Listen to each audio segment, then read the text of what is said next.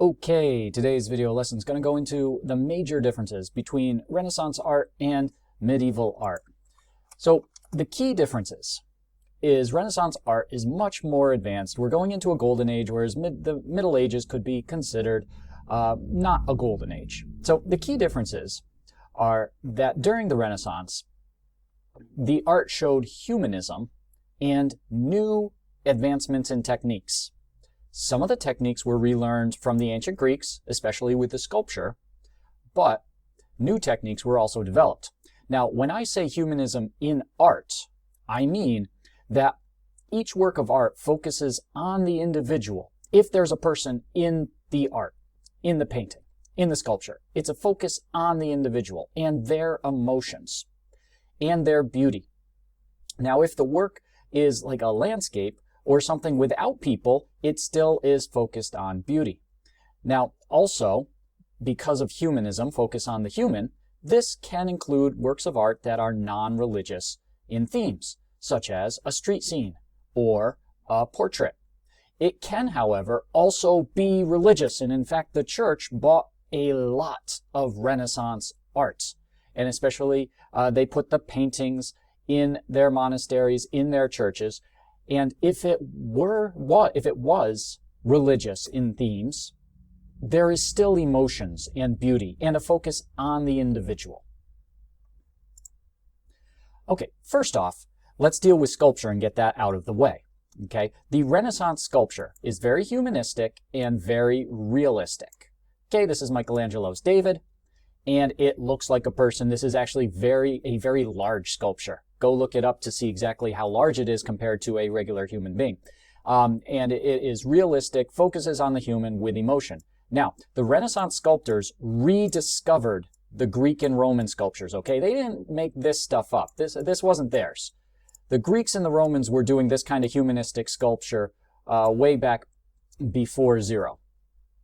Okay, so I can't say that the Renaissance sculptors really added much to the art of sculpting. They just rediscovered it and started doing it again. The Greeks pretty much perfected the art form of sculpture, classical sculpture, realistic sculpture in Western civilization. So the Renaissance just rediscovers it because there was no medieval sculpture. It just didn't really happen. Okay. Let's go on to Renaissance architecture. So the architecture in the Renaissance goes back to adding beauty and proportions, and it was done now by an architect because there were techniques involved with mathematics and creating the new idea called a blueprint, planning out the structure first. You would use architects. And I'm going to do a disservice because I tend to think that Notre Dame is a medieval, Gothic-style medieval church, cathedral. I tend to think Notre Dame is fantastically beautiful. So, I mean, obviously there was some beauty in the architecture of the Middle Ages, but some would say that the spiky Gothicness, spikes all over the place, is more of a harsh type of, not as beautiful as to where the Italian architecture of the Renaissance would go. This is very famous Brunelleschi's dome, okay? It is much more in the lines of the ancient Greeks and Romans, and I just can't say that one is more beautiful than the other, but it is smoother and less abrasive and less, the technical term is spiky, a lot less spiky. So we see in the Italian architecture, and not just churches, but in their buildings, in their cities, the cities were designed, parts of the city were designed for beauty, designed to be beautiful when you walk out, to encourage people to go into the public square. So the streets, the buildings along the streets were supposed to have proportions and beauty. All right, so let's get into the nitty-gritty differences between medieval art and Renaissance art. I'll go over this first and then give you examples, and we'll look for, in the examples, we'll look for the points here. Now, medieval art was almost entirely sponsored by the church. There was not much wealth, and the wealth during the Middle Ages was held by the church, so the church sponsored most of the art. As you would think then, most of the themes, it was about religion. Okay, if the church is paying for it, they're going to get a lot of paintings about religion. Now, the church didn't really care about how it looked, because the purpose of the art was imagery and symbolism to worship God. So the thinking goes, God really didn't care how it looked as long as it was done, and it was someone was painting the right ideas. And so we see not a lot of realism and not a lot of beauty, because no one really valued that, because the purpose was to praise God, and all you needed was symbols and imagery. And there was a lack of technique. Artists literally didn't really know how to make things look realistic. There are real techniques to make things look realistic. And so, one, the artists weren't trying to make it realistic, the paintings, and even if they were, they didn't know how, but they weren't. Now, during the Renaissance, we get not just the church, but wealthy individuals, patrons, sponsoring and buying things. So what we see is the church is obviously always going to want religious themes of their bishops, or pictures of the bishops, the popes, okay, or God, or scenes from the Bible. But the new wealthy patrons want non-religious themes. They want portraits of non-religious figures to hang in the wall. They want beautiful scenes and sculptures that might not have religious ideas, and they want that to decorate their houses. We see that the Renaissance artists want realism and beauty. The idea was now that the work of art wasn't just to praise God, but it was to please those who see it, those who look at it. Beauty and good-looking pictures and sculptures make people happy, and they get across the theme better, was the idea. And the artists spent so much time, because they were professional artists. They were now being paid by these patrons or the church, because there was a lot of money going around in the Renaissance. They were now professionals, and so they could practice their craft, and they could invent new ways of doing things. So we see that the artists learn how to paint in 3D. They learn how to put depth and backgrounds into their works. It is described as like, at the time they described it, that the Renaissance art was like looking through a window. Some of the new techniques that they came up with was linear perspective and the vanishing point. The idea that size of an object decreases with distance from the viewer, so things in the background are smaller. They experimented with light and shadow, and as soon as you put in light and shadow, you give depth to a picture. They also examined nature, so a bird would look like a bird, and Leonardo da Vinci used to actually dissect dead humans to find everything about the bones and the muscle. So these masters of art, when they paint somebody, they're not just painting what they think an arm looks like. They're painting in the skin over the muscles, which they know are there because they've studied how the body works. One of the ideas is a background blue shift. If you're looking far into the distance, things tend to become a little bit blue. You can do this in your own life. Look at something very far away. If you can ever see very far away mountains, you'll notice that they shift to a little bit of a blue, a hazy blue. And we notice that in all themes, even religious themes, there is that humanism, emotion. The individual is important. So let's take a second and look through some comparisons between medieval art and Renaissance art. So let's look at scenes of people. So here we have a medieval scene of people.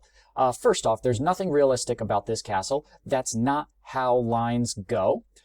All the people look like they're on top of each other. The horse doesn't necessarily look like a horse, and the people don't look like people. And there's no 3D to it. There is nothing. This is barely a background. So with that in mind, let's take a look of how a Renaissance artist is going to represent people out in the open. So all of a sudden we see a lot of the different ideas that we talked about. First off, we have that blue shift in the background. Secondly, we have depth. We have people who are larger in front because they're closer to the viewer, and as people go farther back, they get smaller. We see, if we were to take this same picture, we see a vanishing point with lines of perspective. Let's open with lines of perspective, okay? So we see a single point focus in the background, and all the tiles on the floor, all the sides of those buildings are all going back to that single vanishing point because everything's parallel, but as we look at it, it goes to the vanishing point.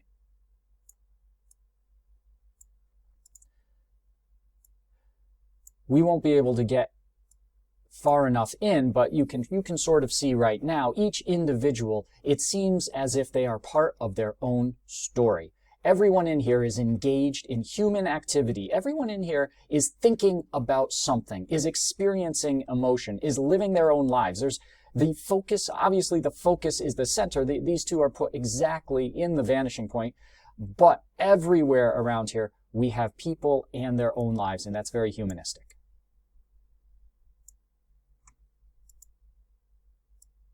As opposed to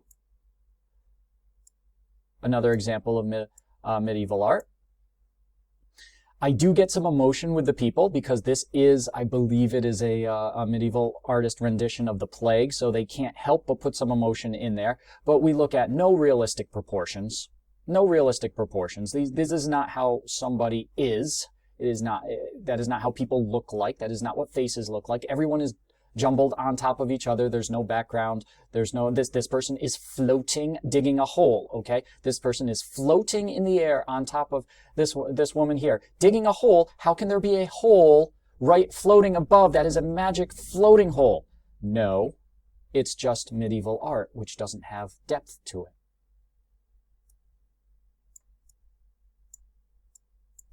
Let's take a look at some direct contrast. One of the themes of art over history in Christian art has been Jesus and Jesus's mother. It's called the Madonna. Let's take a look how the medieval artists portrayed this theme. Okay. One, I don't know if you know what hands look like, but we're going to see no background, no attempt at realism. That's not what hands look like. This is supposedly baby Jesus. And if you look, that's not the features of a baby. Okay? That's not how eyes work or eyelids. This is it's imagery and symbols. This is a halo. It's just a circle. Because it's there, it's pleasing God. So the artist just put it down. It doesn't matter what this looks like. I'm trying to get emotions out of this. I can't seem to get the emotions out of it. I can't tell you exactly what the emotion is because it's not meant to have emotions. It's meant to put Jesus, baby Jesus, and baby Jesus' mother on a painting to worship God. Well, of course the church still bought Madonna paintings and commissioned it from artists in the Renaissance. Let's see how Renaissance artists treat the same subject. Well, now all of a sudden, what do we have here? We have 3 dimensions. We have a background. If you look in the back, the mountains are the blue haze. We have individuals. That kind of looks like a baby. It's not photorealism, okay? It's not like a photograph, but it is entirely, that is real enough. More on the side of real than not. And when we get into it, I am getting emotions. Still, it's a little tough to figure what emotion they were going for, but it's just screaming out on the page of emotions. Shining out on the page, coming out of the page is there's emotions. Now it's up to me to figure out which one it is. So what did we get there? So it is a religious, paid for by the church, realism, beauty, linear perspectives with a vanishing point, light and shadow all over the place to give depth. The background has a blue shift. And it's very humanistic in the theme, even though it's dealing with religion.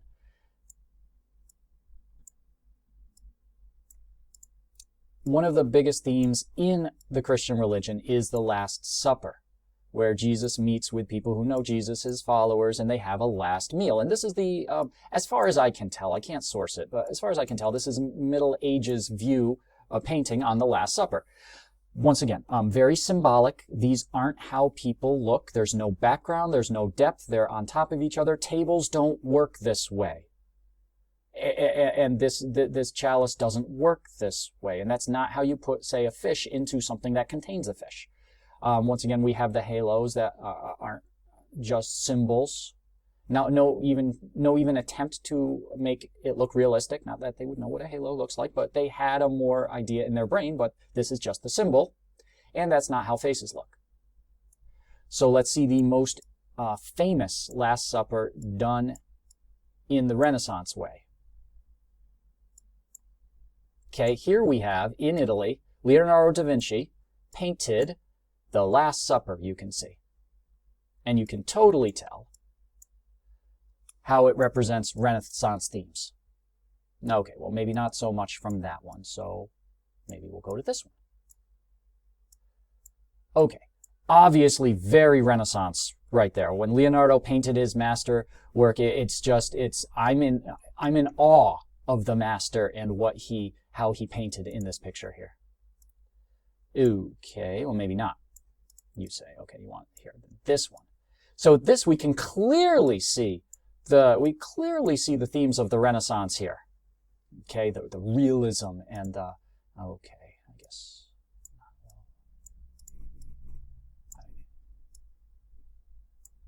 Now we're getting a little closer, and finally to complete the collection.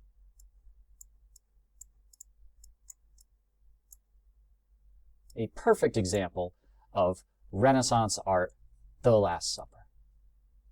Okay, I get it. Let's get onto it. Let's get the real one. Oh, that was the real one. Okay, that was definitely the real one. We had to be, the air around us had to be sanitized before we even went in to see it, because they are trying to preserve it perfectly while still allowing people to go in and see it. So we see, as opposed to the medieval Last Supper, we have Leonardo's rendition of the Last Supper. And we see once again all those new techniques of the Renaissance. We have the blue shift in the back with background. We have single point vanishing. Okay, every single person in this painting is having emotions and could be a focus. Even though they're giving their focus to Jesus in this painting, they have their own story to tell. Very, very humanistic. And once again, we have all these lines going right down to the focal point, the vanishing point. So thank you for watching. I cannot stress enough how important the Renaissance was to today's art, not only for giving us back the sculptures of ancient Greece, but introducing a new era of the architect planning buildings and giving us all those new techniques in Western civilization of perspective, vanishing point, light, shadow, examination of nature, backgrounds, blue shift, humanism, all to create a movement towards realism in art. Thanks for watching. See ya.